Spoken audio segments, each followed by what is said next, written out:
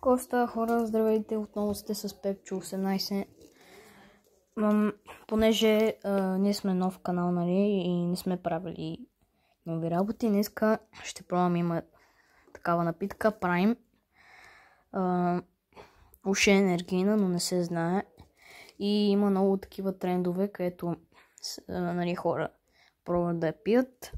И реших аз да си я взема и да пробвам. Струва 9 лева, ако искате може да си я вземете от всяко магазинче. Но и като стигнем 500 лайка, 500 абоната, ще направя ревю на моето лице. При все още сме нови на канала, няма как да се нахакаме така да от първия път 500. С време ще е така. Тук пише Ice Pop Flavor Hydration 500 милилитра.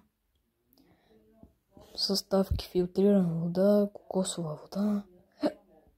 Не знам, хълцам. Ми добре.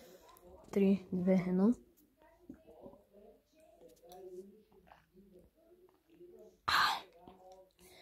1. Хубаво е. Горе-долу имам определения вкус на кокос. Ice Pop Flavor. И наистина не ви лъжа. Има вътре. Такова си кажете, че има вода, но не. Да, не е лошо. Но 9 лева. Ама аз не го купих. Това моят приятел ми го даде.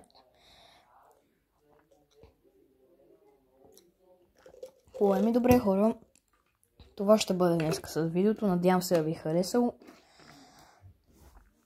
Праснете я тази камбанка и лайка, ако искате. Ако не ви харесва видеото, дислайк или там каквото искате.